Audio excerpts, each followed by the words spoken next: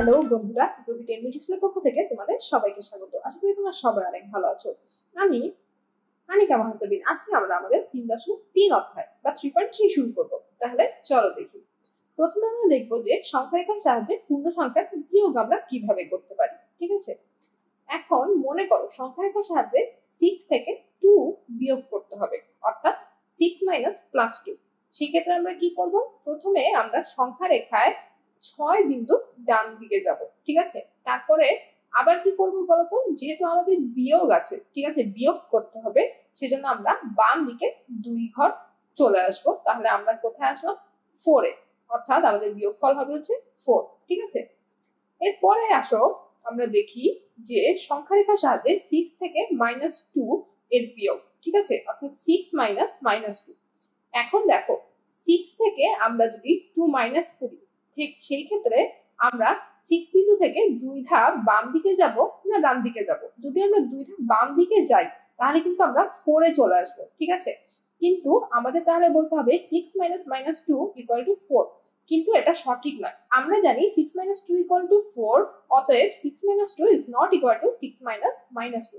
এই 6 মাইনাস -2 কত? ঠিক আছে, এই যদি 0 থেকে 2 ঘর বামে যাওয়া যায় তাহলে -2 হয়। আবার 0 থেকে 2 ঘর বা 2 ঘর বামে যাওয়ার অর্থ হচ্ছে 0 থেকে 2 ঘর ডানে যাওয়া।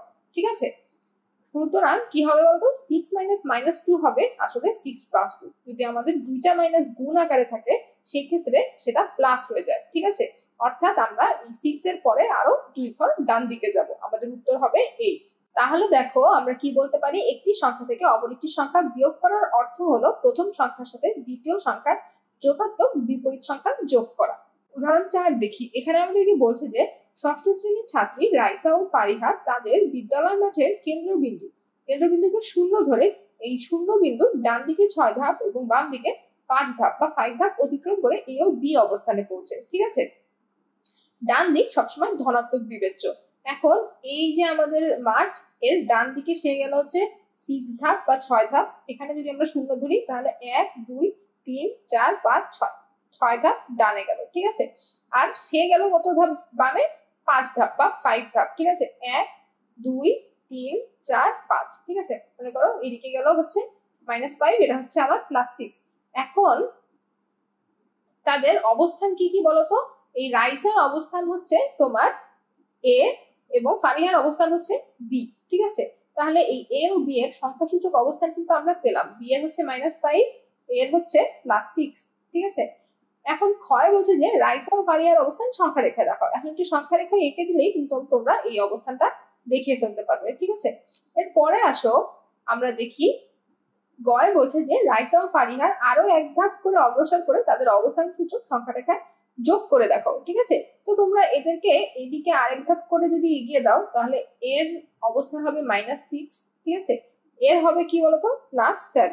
ঠিক আছে, এখন বলছে যে এই +7 ও -6 যোগ করলে কত হয় সেটা সংখ্যা রেখায় দেখাতে। তো আশা করি গ তোমরা নিজেরা করতে পারবে। এরপরে আসো আমরা দেখি উদাহরণ 5। এখানে আমাদেরকে বলছে যে a equal to -9 plus 4 plus -6, b equal to 7 plus -4। কয় বলছে যে b এর মান নির্ণয় করো। ক্ষয় বলছে যে দেখাও যে a লেস দেন b। কয় বলছে যে a ও b এর মান সংখ্যা রেখায় বসিয়ে a প্লাস b নির্ণয় করো। এখন কয়ের ক্ষেত্রে আমরা দেখি বলছে b এর মান নির্ণয় করতে b ইকুয়াল টু 7 প্লাস -4, অর্থাৎ আমরা বলতে পারি 7 - 4। 7 - 4 হচ্ছে 3। ক্ষয় আমাদেরকে বলছে যে এই দেখাও যে a লেস দেন b। এখন a সমান কত সেটা আমরা দেখব। a equal to -9 plus 4 plus -6। ঠিক আছে, এখন -9 প্লাস 4 -6 থেকে আমরা কি পাই?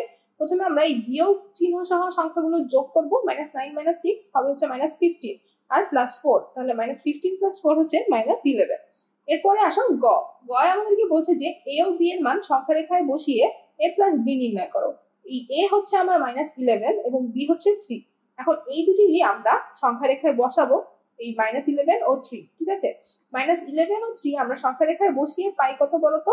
সংখ্যা রেখায় বসিয়ে পাই a হচ্ছে আমাদের এই -11 সংখ্যা এবং b হচ্ছে আমাদের +3। এখন এই -11 থেকে যদি আমি +3 করি তাহলে ডান দিকে সরবো 3 ঘর, তাহলে এই -11 থেকে 3 ঘর ডান দিকে গেলে আসে হচ্ছে আমাদের -8, অর্থাৎ আমাদের যোগফল হবে হচ্ছে -8। ঠিক আছে, এরপরে আসো আমরা অনুশীলনীর বহু নির্বাচনী প্রশ্ন দেখবো। অনুশীলনী 3.3 1 নম্বরে আমাদেরকে বলছে যে -a এর যোগাত্মক বিপরীত রাশি কোনটি?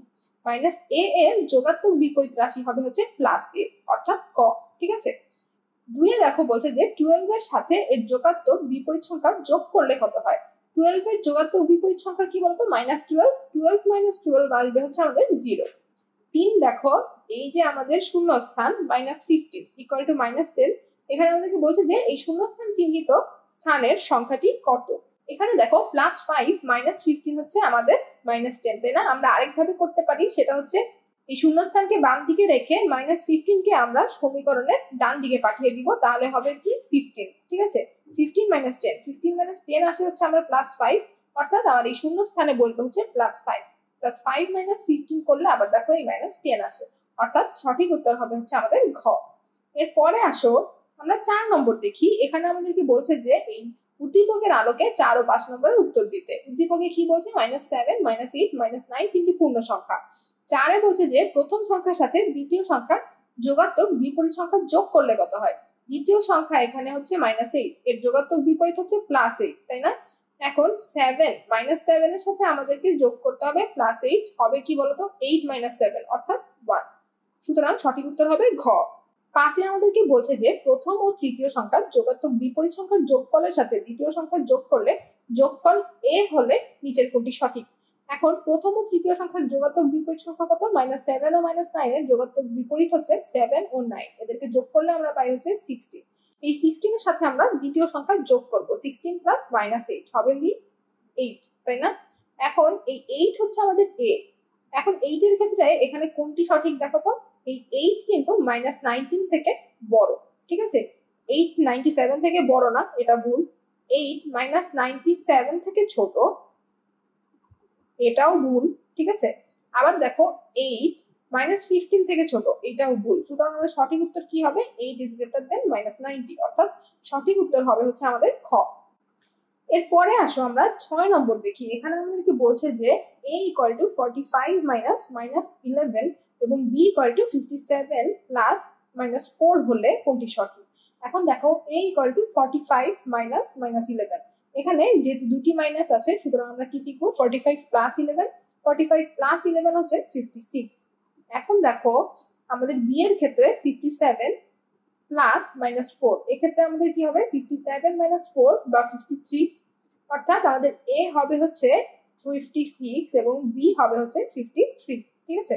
আবার দেখো a - b বা 56 - 53 কিন্তু 3।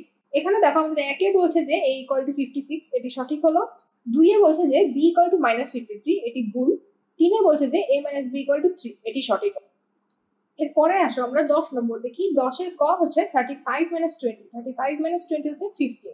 গয় বলছে যে -15 -18, এখানে যেহেতু দুটি মাইনাস আছে আমরা কি জানি, সেক্ষেত্রে আমাদের প্লাস হয়ে যাবে। এরপরে আসো আমরা 11 নম্বর দেখি। এখানে বলছে যে নিচের ফাঁকা ঘরগুলোতে গ্রেটার দেন, লেস দেন অথবা সমান চিহ্ন বসাও। এখন বাম পক্ষে দেখো -3 + -6, -3 + -6 বলতে আমরা এখানে মাইনাস চিহ্ন কমন নিলে পাই 3 + 6, অর্থাৎ আসে হচ্ছে -9। এরপর ডান পক্ষের ক্ষেত্রে দেখো -3 -6, এক্ষেত্রে কি হবে? এই যে আমাদের -6, এখানে আমরা কি করতে পারি? -3 + 6 লিখতে পারি। এখন -3 + 6 আমাদের কত হয়? -3 + 6 আসে হচ্ছে আমাদের 3। এখন দেখো আমাদের বাম পক্ষে আসলো কত? -9, ডান পক্ষে আসলো 3। এখানে 3 কিন্তু গ্রেটার দেন -9, সুতরাং আমাদের এই শূন্য স্থানে চিহ্ন হবে হচ্ছে লেস দেন। ঠিক আছে। এরপরে আসো আমরা 12 দেখি। 12 এর কয় আমাদেরকে বলছে যে -8 + শূন্যস্থান সমান 0। এই শূন্য স্থানে কি হবে? এই ক্ষেত্রে আমরা কি করতে পারি? এই শূন্য স্থানকে একদিকে রেখে, ঠিক আছে, এই -8 কে ডান দিকে নিয়ে আসতে পারি। এই -8 কে যদি আমি সমীকরণের ডান দিকে নিয়ে আসি তাহলে এর চিহ্ন উল্টে যাবে, অর্থাৎ এখানে আসবে হচ্ছে আমার +8, অর্থাৎ এই খালি ঘর সমান হবে হচ্ছে +8। এরপরে আসো আমরা 13 নম্বর দেখি। এখানে আমাদেরকে বলছে যে -7 -8 -25, এখানে আমাদের কি হবে? দেখো -7 -8 -25, এই মাইনাস এবং মাইনাস এখানে প্লাস চলে আসবে, অর্থাৎ -7 -8 +25, এই -7 এবং -8 এই দুটোকে যোগ করলে আমরা পাই -15, অর্থাৎ আসলো কি -15 + 25, অর্থাৎ 25 - 15, 25 - 15 হবে হচ্ছে আমাদের 10। এরপরে আসো আমরা গ নম্বর দেখি। এখানে আছে হচ্ছে -7 প্লাস -8 প্লাস -90।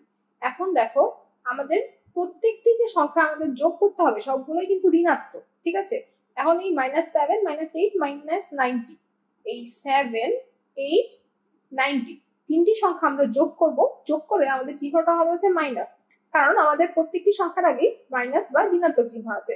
অর্থাৎ দেখো এই 8 আর 90 যোগ করলে হয় 98, 98 আর 7 যোগ করলে আমরা পাই হচ্ছে 105। এই 105 এর আগে কি আসবে? আমাদের বিয়োগ চিহ্ন বা মাইনাস, অর্থাৎ উত্তর হবে -105। এরপরে আসো আমরা 14 নম্বর দেখি। এখানে আমাদেরকে উদ্দীপকে বলছে যে -369 তিনটি হচ্ছে পূর্ণ সংখ্যা। কয় বলছে যে -3 এবং 6, 9 এবং -3, -3 + 6 এবং 9 - 6 এর মধ্যে এই চিহ্নগুলো বসাও। এখন তোমরা -3 এবং 6 এর মধ্যে বুঝতেই পারছো যে কোনটা বড়। এই 6 বড়, অর্থাৎ এই চিহ্ন হবে, অর্থাৎ 6 গ্রেটার দেন 6 এর দিকে আমাদের এই সাইডটা থাকবে চিহ্নের, ঠিক আছে। আবার বলছে 9 এবং -3, 9 এবং -3 এর ক্ষেত্রে কি হবে বলতো? 9 ইজ গ্রেটার দেন -3, 9 -3 থেকে বড়।